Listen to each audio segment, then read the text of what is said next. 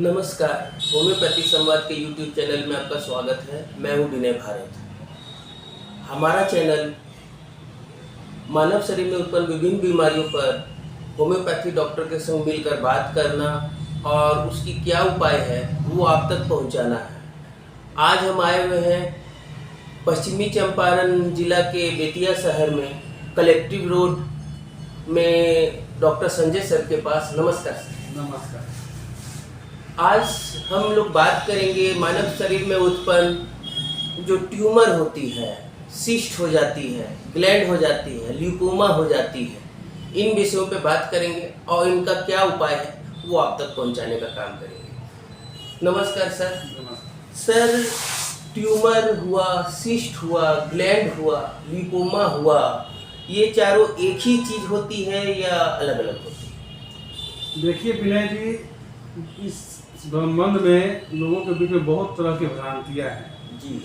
सुनने में और देखने में ये चारों कॉमन भाषा में एक ही चीज़ लोग ग्लैंड भी समझता है, लेकिन इसमें बहुत सारे अंतर हैं जी। बेसिकली जो ग्लैंड होता है वो ह्यूमन बॉडी के अंदर पहले से बना हुआ होता है। ग्लैंड को बाद में डेवलप नहीं किया जाता है, लेकिन हम लोग ग्लैंड को ही गिल्टी, सिस्ट को भी गिल्टी, ट्यूमर को भी गिल्टी समझ के और उसका एक ही इलाज करते हैं।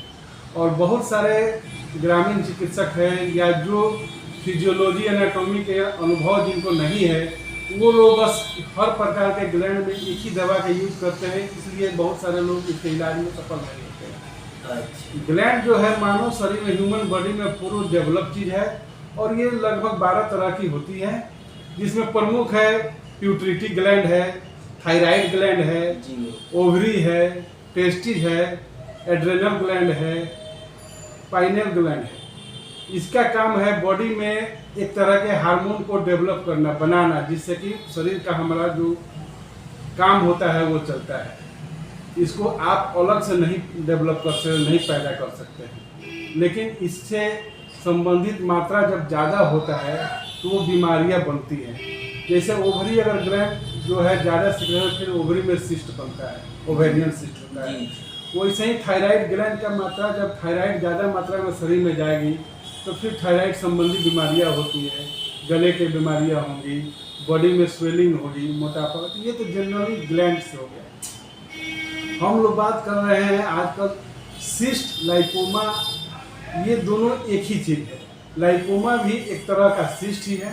अंतर यही है कि लाइपोमा जो है उसमें बेसिकली फाइब्रो माने उत्तक जो होता है, चर्बी का गोला होता है जी। और ये मल्टीपल ग्रोथ करता है बॉडी में, जहाँ ये मसल्स भाग है, ये सब क्यूटिनियस डेवलपमेंट है, चमड़ा और मांस के बीच में ये डेवलप करता है। और इससे कोई मैंने समझ जाइए कि 90% ये हार्मलेस होता है, इसका कोई साइड इफेक्ट नहीं होता है, बस दिखने में खराब लगता है लोगों को, इसलिए लोग टेंशन में होते हैं। और ग्लैंड के लिए सबसे पहले तो हम लोगों को बताना चाहेंगे कि पहले ग्लैंड अगर आपको किसी प्रकार होता है तो उसको प्रॉपर वे में डॉक्टर से मिलिए, उसकी जांच कराइए। और ये 90% बीमारियां क्यूरेबल है, इससे कोई घबराने की बात नहीं है। 5-10% जो बीमारियां होती है आगे डेवलप करके वो मेलिग्नेंसी में कन्वर्ट करती है, तो कैंसर वैंसर का खतरा होता है। लेकिन उसमें भी पेशेंट की गलती ज़्यादा होती है कि वो प्रॉपर दवा नहीं खा पाते हैं एक जगह, क्योंकि इसमें समय लगने वाली बीमारी है। तो इसमें क्या है कि मरीज को डॉक्टर के हिसाब से थोड़ा समय देना होगा, 6 महीना साल भर इसका इलाज होता है। अब ये नहीं कि 15 दिन 20 दिन डॉक्टर के पास इलाज कराएं, नहीं आराम हुआ दूसरे जगह गए, दूसरे तीसरे, इस तरह की बीमारी बिगड़ते चल जाती है। तो आपका कहने का मतलब है अगर किसी भी डॉक्टर के पास पेशेंट है तो उनसे थोड़ा पेशेंस रखना होगा। अच्छा। अब रहा कि ट्यूमर और सिस्ट, ये दोनों में थोड़ा सा अंतर है।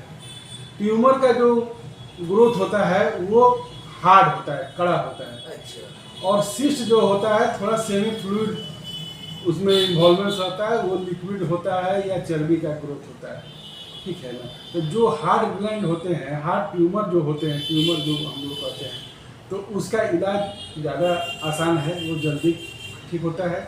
लेकिन सिस्ट थोड़ा समय लेता है। तो सिस्ट सर सॉफ्ट होता है और ट्यूमर हार्ड होता है। हाँ। ये दोनों को पहचानने का अंतर है। और लिपोमा भी एक तरह का सिस्ट ही है।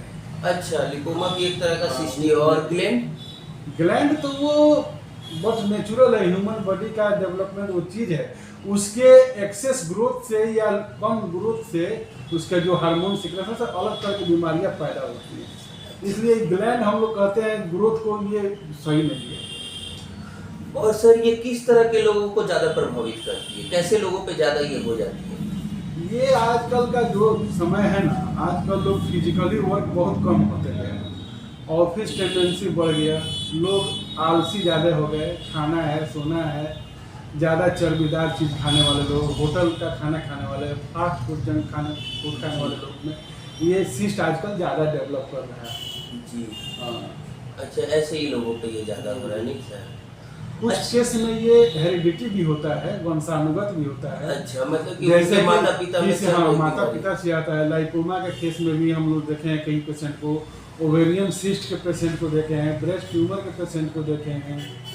ये सब हो जाता है किसी को, लेकिन इसका कोई साइंटिफिक या ऑथेंटिक नहीं है मेडिकली, लेकिन फिजिकल ऐसे हम लोग देखते हैं अपने अनुभव में या पेशेंट से मिलते हैं तो ऐसा आता है। और इसके रोकथाम के लिए क्या उपाय है सर? इसका रोकथाम वही है कि ज़्यादा शुद्ध शाकाहारी भोजन कीजिए, ऑयली चीज़ से बचिए, नियमित कसरत कीजिए, व्यायाम कीजिए, पानी का अधिक से अधिक मात्रा में सेवन कीजिए, ताकि ब्लड का जो हमारा रिफाइन हो प्रॉपर वे में हो।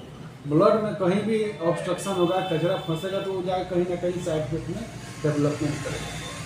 कुछ लोगों को दवा का साइड इफेक्ट से भी सिस्ट और ट्यूमर बनता है, बहुत ज़्यादा अंग्रेजी दवा खाने से उसके साइड इफेक्ट से भी बनता है। अच्छा, और सर जैसे ये इसमें सर कैंसर के सेल पाए जाते हैं क्या? हाँ, कुछ केस में तो जरूर पाएंगे। तो सब केस तो क्लीन नहीं होता है, लेकिन कुछ लोग मेलेग्नेंसी में मेलेग्नेंट ट्यूमर बन जाता है। जैसे कि पान गुटखा खाने से बहुत सिस्ट मुंह के अंदर बन गया, वो आगे चल के डेवलप करके कैंसर में बदल जाता है। अच्छा। जनरली ब्रेस्ट में आजकल बच्चियों को, महिलाओं को हो रही है, आपको फाइब्रोइडीमा के केस हो रही है, लेकिन सब फाइब्रोइडीमा कैंसरस नहीं होता है, लेकिन उसी में जो है वो ग्रोथ बनता है तो आगे चल के कैंसर में डेवलप कर जाता है।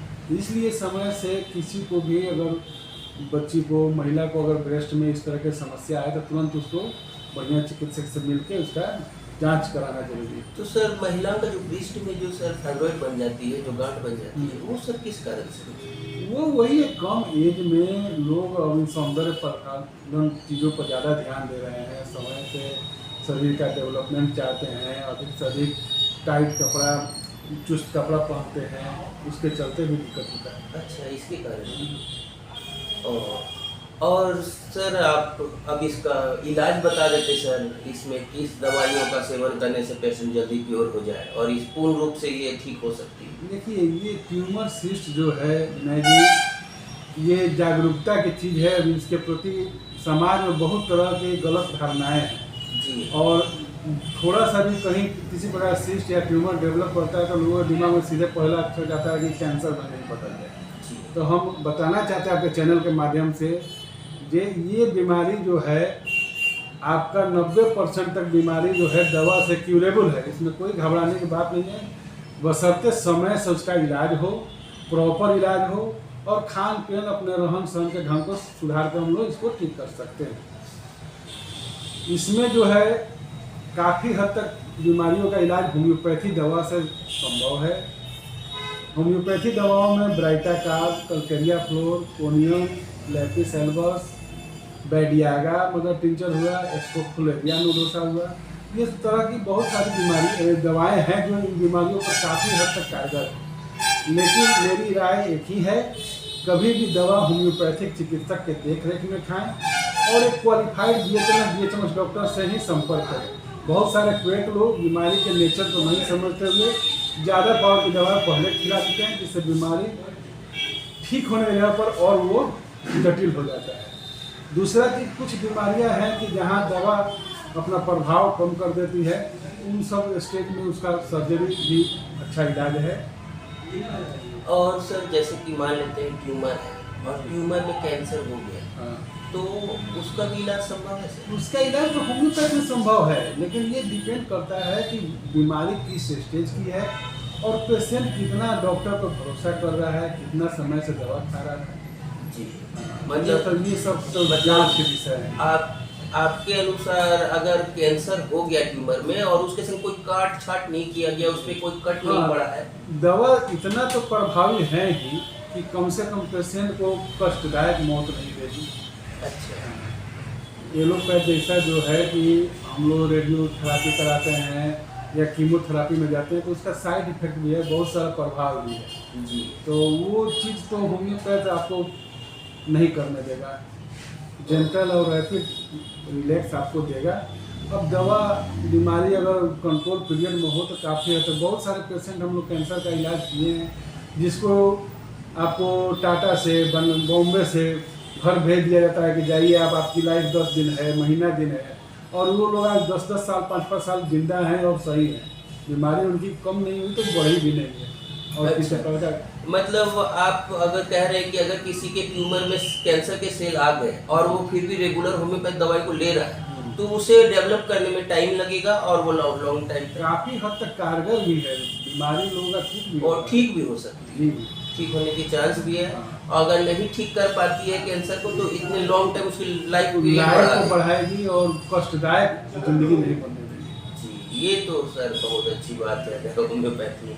अगर ऐसा समाधान है तब तो फिर बहुत अच्छी बात है सर। और इसका इलाज इसी विधि द्वारा होती है। जी, आप इसमें सर दवा बोले, बडियागा बोले, ब्राइटियागा है, ब्राइटा आयोड है, कल्केरिया फ्लोर है, कोनियम है, डाइपिसेल्वस है, फाइटोलगा है। तो ये बहुत सारा सारी तो पेशेंट के नेचर के ऊपर उनका कॉन्स्टिट्यूशन जो है उसके हिसाब से दवा बन के आएगा। होम्योपैथ में बेसिकली आप जानिए कि कोई दवा बीमारी का इलाज नहीं है, ये सब सिम्टम पर आधारित चिकित्सा है। वही दवा आपको मलेरिया में भी काम करेगा, वही टाइफाइड में भी काम करेगा, वही सिस्ट में काम करेगा, बशर्ते उसका लक्षण उस दवा से मिलना चाहिए। और ये मानव शरीर पर परीक्षण किया हुआ पद्धति है और ये हैनीमैन, डॉक्टर हैनीमैन साहब का इस मानव समाज के लिए इतना बड़ा धरोहर और देन है जिसका हम लोग कई जन्मों तक इनका एहसान नहीं चुका सकते हैं। तो आपके चैनल के माध्यम से मैं बस इतना ही कहूँगा कि कभी भी इलाज समय से कराएं, किसी बीमारी को इग्नोर नहीं करें और किसी अच्छे और योग्य चिकित्सक के संरक्षण में ही अपना इलाज कराएं।